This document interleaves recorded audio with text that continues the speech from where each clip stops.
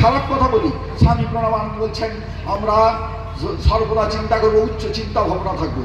আগেকার দিনে মানুষের নাম রাখা হতো, মায়েদের নাম গীতা, সাবিত্রী ইত্যাদি রাখা হতো, লক্ষ্মী, সরস্বতী রাখা হতো।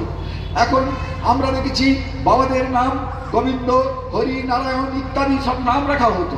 তার কারণ তারা চিন্তা করতেন আমরা পরোক্ষে ভগবানের নাম উচ্চারণ করব। আর আমরা এখন ছেলে মেয়েদের নাম রাখি এমন একটা দাঁত ভাঙা নাম, যে নাম উচ্চারণ করতে আমাদের কষ্ট হয়ে যায়। সকলে ভাবে একটা নতুনত্ব নাম লিখে দিলে বোধহয় একটা বিরাট কিছু করে দিলাম। লিখবো লক্ষ্মী যদি লিখি, সরস্বতী যদি নাম রাখি, দুর্গা যদি রাখি, তাহলে আমাদের অসুবিধাটা কি হয়েছে? আমরা তাদের মতো সেই চিন্তা ভাবনা থাকবে যে আমাকে এইরকম হতে হবে, আমার মধ্যে একটা আদর্শ জীবন গঠন করতে হবে। আমার পিতামাতা, আমার আমার অভিভাবকরা আমার নাম রেখেছেন আমাকে একটা শ্রেষ্ঠ মানুষে রূপান্তরিত করার জন্য। কিন্তু আমরা কি করেছি? আমরা সেই সমস্ত ভুলে গেছি। আমরা কি করেছি? আমরা সমাজের মধ্যে আমরা ভোগকে আমরা বরণ করে নিয়েছি। ভোগ বহুল যে জীবন, সেই জীবন মানুষকে কি করে? মানুষকে কখনো শান্তি দিতে পারে না। ভোগেন ভুক্তা বয়মেব ভুক্তা। ভোগ যত করবে ভোগের আকাঙ্ক্ষা তত বেড়ে যাবে। ভোগ কখনো কখনো মানুষকে পরিতৃপ্তি দিতে পারে না। তাই ত্যাগেই একমাত্র শান্তি। তাই আমার সনাতন হিন্দু ধর্মে আমরা ত্যাগের কথা বলেছি। যেখানে ত্যাগ নেই, ত্যাগে নৈক অমৃতত্ব মানুষ বলছেন যে ত্যাগ ছাড়া কখনো অমৃতত্ব লাভ করা যায় না। বলছেন কিমাহম জেনাহম অমৃত শ্যাম তেনাহম কিম কুর্জম। বলছে যা আমাকে অমৃতত্ব দিতে পারবে না তা আমি নিয়ে কি করবো? তখনকার দিনে চিন্তা ভাবনা ছিল যে আমরা অমৃতত্ব লাভ করতে এসেছি, আমরা মুক্তি লাভ করার জন্য এসেছি। আমরা এই পৃথিবীতে জন্মগ্রহণ করেছি কেন জন্মগ্রহণ করেছি এটা আমাদেরকে চিন্তা করতে হবে। আমরা মরার জন্য চিন্তা আসিনি, আমরা এসেছি মহাজীবন লাভ করার জন্যে। আমরা যদি আমাদের শাস্ত্রগ্রন্থ ঘাটি, যে সমস্ত ওই গবেষকের দল, মুনি ঋষি, সাধু সন্ন্যাসীর দল, যারা গবেষণা করে করে আমাদেরকে পথ প্রদর্শন করেছেন, যেগুলি শাস্ত্রগ্রন্থে লিপিবদ্ধ করে গেছেন, সেই শাস্ত্রগ্রন্থগুলিকে অনুসরণ করে আমরা চলিনি। আমরা মন গড়া শাস্ত্র তৈরি করেছি, করে আজকে আমরা বিপথে পরিচালিত হচ্ছি। তাই আজকে আমাদেরকে চিন্তা করতে হবে আমরা কি জন্য জন্মগ্রহণ করেছি।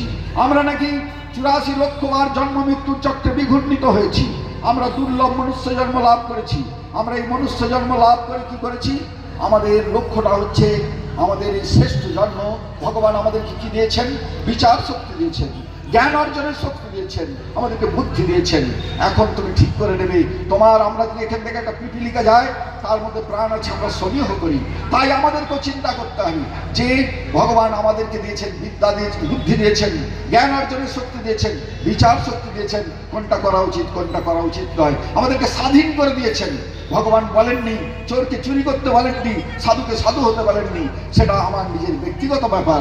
আমি যদি খারাপ পথে যাই, আমার জীবনটা ক্রমশ খারাপের দিকে চলে যাবে। আর আমি যদি উন্নততর জীবন লাভ করার জন্য চেষ্টা করি, আমি যদি ভালো জীবন লাভ করি, আমার ফলটাও তেমনি লাভ হবে। তাই আজকে আমাদেরকে ঠিক করে নিতে হবে আমরা কেন এসেছি। এই দুর্লভ মনুষ্য জন্ম আমরা লাভ করেছি, সেই জন্মটাকে আমাদের কি করতে হবে? আমরা তার লক্ষ্যে পৌঁছানোর জন্য আমাদের এগিয়ে যেতে হবে। আজকে আমরা গীতা পড়েছি, গীতার মধ্যে আত্মতত্ত্বের কথা বলা হয়েছে। যে গীতায় আর পৃথিবীর কোনো ধর্মগ্রন্থে এরকম আত্মতত্ত্বের কথা বলা হয়নি। সেই গীতার মধ্যে আত্মতত্ত্বে বলছেন আমি প্রত্যেকটি মানুষের মধ্যে রয়েছি, প্রত্যেকটি জীবের মধ্যে রয়েছি, আমি দ্রষ্টা হিসেবে রয়েছি। আমি চোরকে চুরি করতে পারি না, আমি সাধুকে সাধু হতে পারি না। তুমি কি করছো সমস্ত আমি দেখে যাচ্ছি, তার ফল তুমি একদিন পাবে। যখন এই পৃথিবী থেকে বিদায় নেবে তখন আমার এই ফলের হিসাব হবে। বললেন যে তোমার মধ্যে আত্মা রয়েছেন। আমরা হয়তো ভাববো আত্মাটা কোথায় আছেন? আত্মা তো আমি চোখে দেখতে পাচ্ছি না, এই আত্মা কোথায় আছে? স্বামী প্রণবানন্দ মহারাজ সেই কথা বলেছিলেন। বললেন জীবন লক্ষ্যটা কি? তোমার জীবন লক্ষ্য স্থির করে নাও।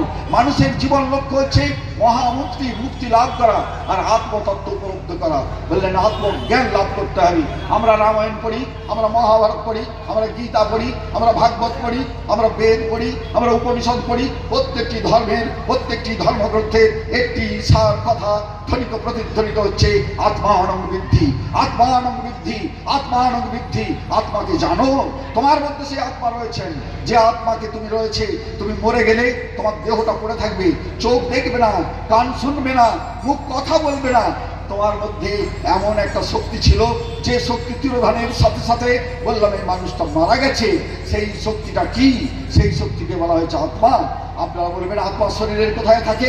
একটি মা তার সন্তানকে সে কি করে? চুম্বন দেয়, স্নেহ চুম্বন যখন দেয় বাচ্চাটাও আনন্দে পুলকিত হয়, মাও আনন্দিত হন। কিন্তু সেই মাকে যদি একটা ডিসেকশন টেবিলে ফেলে যদি টুকরো টুকরো করে কাটা হয়, সেখানে কি তার আত্মাকে খুঁজে পাওয়া যাবে? যাবে না।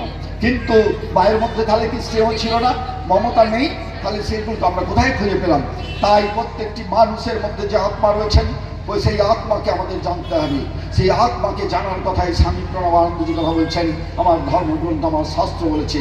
তাই সেই আত্মাকে জানার জন্য চেষ্টা করতে হবে যে আমি এসেছ, এই পৃথিবীতে এসেছ, এই পৃথিবী থেকে একদিন বিদায় নিতে হবে। এটাই তোমার সামনে লিখে রাখবে। তুমি যেখানে বসে থাকো, আমার এখানে আর হয়তো 10 বছর 5 বছর আমার আর জীবন আছে, তারপরে আমাকে বিদায় নিতে হবে। আমাদের চোখের সামনে আমি রামডিঙে দেখেছি আসার পর কত এই পাড়ার মধ্যে কত মানুষ আজ বড় পাড়ে চলে গেছেন। তারা কেউ কল্পনাও করেননি তারা সামনের বছর বা কয়েকদিন পরে তারা এই হরিণা সম্বরণ করবেন। আজকে আমরা যারা আছি আগামী বছর এই মাঘী পূর্ণিমায় অংশগ্রহণ করতে পারবো কিনা আমরা জানি না। কিন্তু আমরা যদি আমাদের প্রত্যেকটি জীবনকে, যদি প্রতিটি দিনকে আমরা যদি সংকল্প করে আমার নিজের কর্মপথকে ঠিক করে নিই, আমার চলার পথকে ঠিক নিই, আমার যদি অধ্যাত্ম জীবনকে গঠন